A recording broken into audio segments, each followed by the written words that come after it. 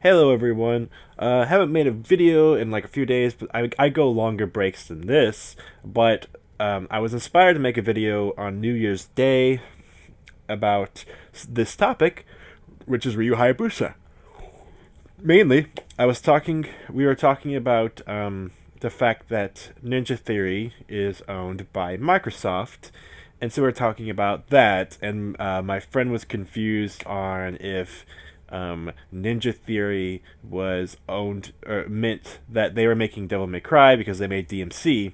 And I reminded him, no. They made DMC, but they didn't make Devil May Cry 4, and Clover made Devil May Cry 1 through 3. So I don't know what part of Capcom is doing Devil May Cry 5, but Capcom very much so owns Devil May Cry. Ninja Theory doesn't. Ninja Theory just happened to do one of the games they did DMC, which was not bad by any means. While talking about this, it made me remember that Team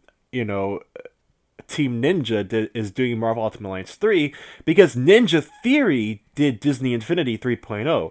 That's the Star Wars characters in Disney Infinity. So all the sword combat, that was done by Ninja Theory. Now, Ninja Theory is a great company. They've also made a Heavenly Sword and, like I said, Disney Infinity and DMC. They're a great company. Microsoft should be proud they own them, but they did Disney Infinity before that went down. And it's weird because Ninja Theory and Team Ninja are two very different companies, and Team Ninja is doing Ultimate Alliance 3, which is funny because it looks similar to Disney Infinity because it's Marvel characters with this cutesy art style, and Disney Infinity had Marvel and Star Wars characters. And like I said, Ninja Theory did the Star Wars stuff for Disney Infinity, but Team Ninja is doing the Marvel stuff for Ultimate Alliance. Then I started thinking about how Team Ninja is good friends with Nintendo, and Ultimate Alliance 3 is coming out on the Switch. I think it's going to be a Switch exclusive. It's really hard to say, but so far it's just been showing like the Switch, and it's like, really, a Marvel game is going to be exclusive to Switch? That's kind of crazy. But I'm all for it. I love Marvel Ultimate Alliance. One and two are both good, very different but good. 2 is more similar to the older X-Men Legends games, which are also fantastic. I love all of those style of RPGs. Really enjoy the Marvel Ultimate Alliance games. And 3 looks like it's going to have some of the more fast-paced and awesome combat. And it being made by Team Ninja makes some sense, as they do games like Ninja Gaiden, Dead or Alive, and what's it called? The Warriors series. I can't. Dynasty Warriors. I was saying, and they do Hyrule Warriors. I was like, no. What is Hyrule Warriors a spin-off of? Dynasty Warriors. They do Dynasty Warriors. Dynasty Warriors. I'm a big fan of Dynasty Warriors. The first few were on, like on PS2 I used to play, and those were crazy. And then, Samurai Warriors came out, and I kind of skipped down on Samurai Warriors. But when Dynasty Warriors Gundam happened, boy, I was all over Dynasty Warriors Gundam. And then I played the One Piece one. I played the Fist of the North Star one.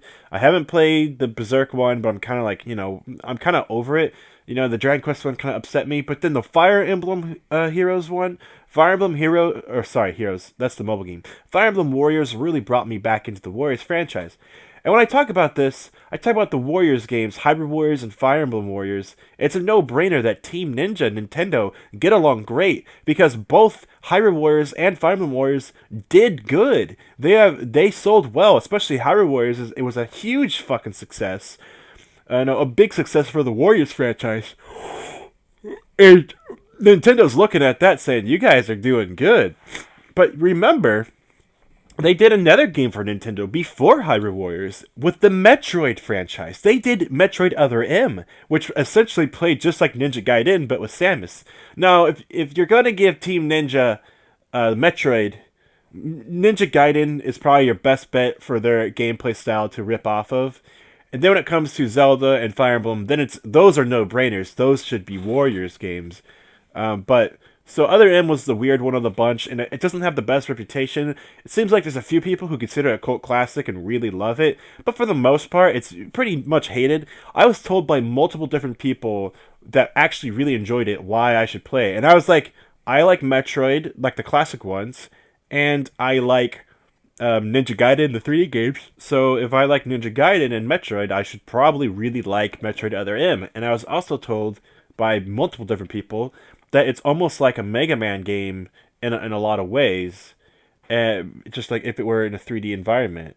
And that really got me into it for sure, because I also like Mega Man a lot. This really started getting me thinking about Ryu Hayabusa being a possible character, because I had to think, what was Team Ninja's most important character they've done, and it's got to be Ryu Hayabusa. I mean, it's got to be, when you consider Ninja Gaiden, the NES game, being as influential and big as it is. Ninja Gaiden 1 through 3 are very big time games, classics that most people know about and remember and love. A lot of people really consider that to be one of the other Nintendo classics. Ninja Gaiden, Mega Man, Contra, and Castlevania. Those are like some of the third-party NES classics. So, and that was kind of Tecmo's. That's probably Tecmo's like biggest thing. Now it's Koei Tecmo. I remind you, it's Koei Tecmo, but Koei used to do the Dynasty Warriors stuff, and then Team Ninja did Dead or Alive and Ninja Gaiden, and then they combined to become Koei Tecmo, or Tecmo Koei. I think it's Koei Tecmo. Either way, Tecmo was big with just Ninja Gaiden back on the NES. Of course, there's also Tecmo Bowl, but we're not going to do that. Either way, later on, of course, we have Dead or Alive, which could easily be, considered by a lot of people to be Team Ninja's most their pride and joy. I would consider that to be their biggest selling point right now of all the games, the Warriors games and everything. I would say Dead or Alive is probably still their most important franchise. However, the fact that Ryu Hayabusa is in Dead or Alive has been since the second game. He's been in all of them, and he has his own series with Ninja Gaiden being brought back once the Xbox came out, and now, of course, Ninja Gaiden's on everything. So the question is does Ryu Hayabusa deserve the position to be in Smash? The funny thing is that if they did Ryu Hayabusa, it would probably be based on his more modern design, sort of like how Sonic is. But Sonic in Brawl was really good because he incorporated a lot of modern and classic Sonic elements into one character. So that could work, though most people would argue that Sonic is modern Sonic. I mean, he has the homing attack, he has like that bounce, spin, dash. If they made it only a classic Sonic, he probably wouldn't have those moves. If they made Sonic the way they made Mega Man and Simon, where they're based very strictly off their classic games, it would probably be a different story. As because, Simon mostly was, though, only in like classic style games, so that worked out well for him. But Mega Man, Mega Man even still plays pretty faithful in Mega Man 7 and 8. He still plays very similar to how he does in Smash. So those are kind of like, we don't know how it would work, But if they did Ryu Hayabusa, they could take a lot of elements with his special attacks being from his classic games. His special attacks being like different shuriken styles, the special jump he does, the whole thing where he makes multiple versions of himself. He could do stuff like that, like the different shuriken weapons. Or they could focus mainly on the modern Ninja Gaiden games, which I think would be a huge missed opportunity for Nintendo and Smash Bros. If they did that. Mainly because with those games aren't as big of a hit. I mean, people know what that is, but they'd be much better off basing a lot of it on the classic style games, but retaining his modernized look.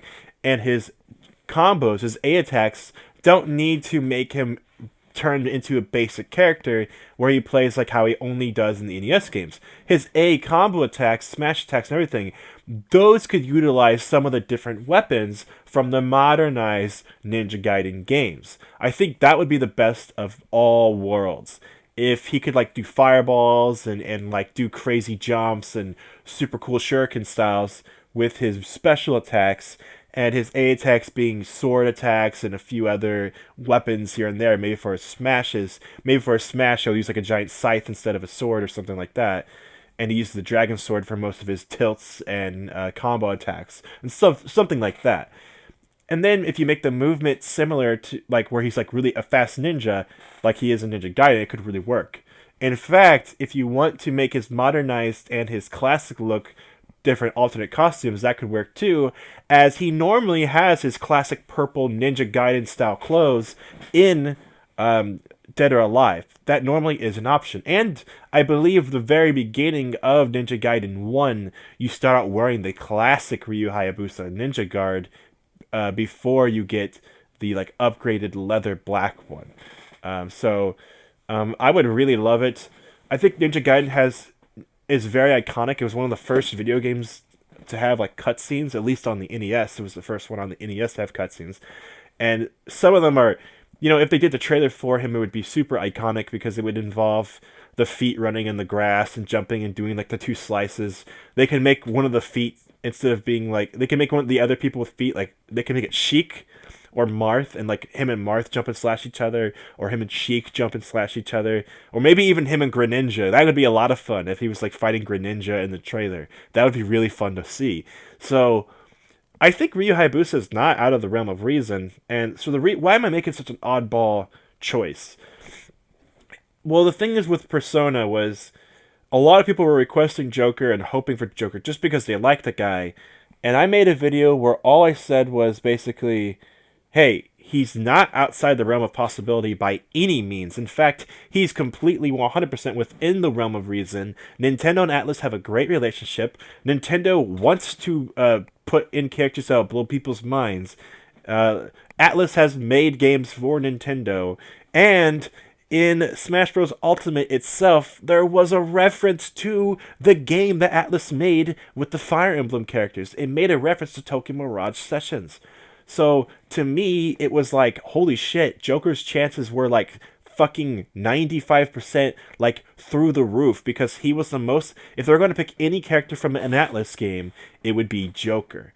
With Koei Tecmo, there's a few other choices. One of them could be a character from Dynasty Warriors, or Samurai Warriors, but I feel like that would just be no one would really recognize what's going on. First of all, they're historical characters, so that's already kind of weird. But yeah, really, no one would really recognize those characters, because Warriors is more recognized for its gameplay than it is for its characters. That's why the Warriors name is so interchangeable with other games. Not even just like different properties like Hyrule Warriors and Dynasty Warriors Gundam, but it's also recognizable within the Warriors games, like when it comes between Dynasty Warriors and Samurai Warriors, which just use different characters but the same gameplay style. So it wouldn't really work there and make sense. The other choice would have to be Kasumi or Ayane from Dead or Alive. Now, I would love either one. Ayane is by far my favorite character Team Ninja's ever made. I fucking love Ayane. I just love that character so fucking much. And I would probably go with Kasumi over Ayane, unless they did a really cool thing where they gave Kasumi an echo. But Ayane doesn't fight anywhere near Kasumi, so doing an echo of her would just not make any sense. But also, I don't think the M-rated nature of any game would really stop Nintendo. I mean, when you look at Castlevania, when you look at Bayonetta, when you look at Persona, when you look at Metal Gear Solid, and the fact that all of those characters are perfectly fine, snug into Super Smash Bros., it really doesn't matter. It's perfectly reasonable and fine. So I just don't think that would stop them, even if it's like TNA and sex appeal and stuff. But I think that Ryu Hayabusa really kills two birds with one stone here. The fact that he's like such a prominent character in both franchises. I mean, he's the main character of Ninja Gaiden, and Ninja Gaiden was the franchise they had on the NES as well, giving him more video game history to him. And honestly, the fact Ninja Gaiden NES is far more important to video games than the current Ninja Gaiden games, while those are still good. I think it's like a Sonic situation where you can make a really damn good character based on both the classic and modernized elements, and he has a double applicable meaning because certain people are fans of the old games and certain people fans of the new games, meaning it would be really cool if he had dual costumes. So, honestly, I feel like the moveset is there thanks to all the different shuriken styles and magic abilities from the NES game, and definitely with the cool hack and slash combo abilities from the 3D hack and slash games. So, it's almost a no-brainer. The only question is will this character feel like a filler character? I mean, let's be frank here. Rayman is an or Rayman's not even an assist trophy. Rayman is a fucking trophy in Smash 4, and he is a spirit in Smash Ultimate. That's Rayman. Wonderful 101 characters are not in the game at all, besides being trophies and again returning as spirits. These characters that were not Nintendo characters, that were third parties but still represented in Smash, are in the game again without assist trophies or being playable characters. At least Shovel Knight is an assist trophy. At least Shovel Knight is an assist trophy, okay? So, does Ryu Hayabusa really deserve it over Shovel Knight and Rayman? And Bomberman? That is a big, big, tough question that a lot of people are unsure of. Honestly, I really have to say, if he was announced, people would probably consider Ryu Hayabusa as a filler character. So even though Nintendo and Team Ninja have a great, amazing relationship right now, it still might not happen. And I mean, after all, what about a character like Minecraft Steve might even have more of a chance than a character like Ryu Hayabusa. But I just want to reiterate, he would fit into the game really well. He would represent both Dead or Alive and Ninja Gaiden. And again, Nintendo and Team Ninja are fucking best of friends. I mean, the Warriors franchise. Nintendo has two very successful games in the Warriors franchise. I would not be shocked if Nintendo wanted to do another one. But when you look at Rayman and the Rabbids and how, yes, Ubisoft literally got to make a fucking Mario game, does it really matter? Yes, Atlas got to make a Fire Emblem game, but so has Team Ninja, and they also made a Zelda game and a Metroid game. But look at Ubisoft making Rayman and making a Mario Rabbids game. And did it really matter in the end? Did it get any character into Smash? No. So, but at least when it comes to Ubisoft, they've already been represented in Smash, so it's easy to write them off. When it comes to Team Ninja, they don't even really have the Warriors stuff like from Hyrule Warriors in the game. And a lot of people are begging for Impa from Hyrule Warriors to be playable. Sadly, it's probably not going to happen. It really feels like Sakurai is like done making Zelda characters. He's like, no, these are the only Zelda characters. Though I do have a feeling he's looking at the characters that are really popular that people wanted this time as his ideas for the characters for the next game. I highly doubt Skull Kid will actually be DLC, especially since he's a fucking trophy. But Impa, I think we'll still have to wait for her. And I think instead of a character like Impa, a character like Ryu Hayabusa would make a lot more sense. I like to pretend that a character that could be put in the game could possibly have a potential Echo Fighter that could also be put into the game. When it comes to Joker, it's very unlikely we'll get a character that's an Echo Fighter because there's no other character from any of the Persona games that really play like Joker. He's got a very short knife, a gun, and he is also the tarot card, I forget what it's called, that has the ability to have multiple personas, which means his moveset will probably have multiple personas, meaning that the idea of an Echo Fighter for Joker is pretty much completely demolished 100%. No other character would really fit that role, period. Straight up, even if another character from another Persona game had a knife, which none of the characters from like 4, or I really think 3 have one either, none of them also would have a gun unless they're from Persona 5. You'd have to have both. So I really doubt he'll get a fucking Echo. But I like to pretend that there is possibilities of getting more echoes alongside new characters in the fighting pass, and they would probably have to be based off of the DLC character that's released when that character comes out. With Ryu Hayabusa, they could easily do Heihachi from Dead or Alive, but that would kind of be a stretch. So I don't think they're going to do an Echo Fighter for Ryu Hayabusa if that happens.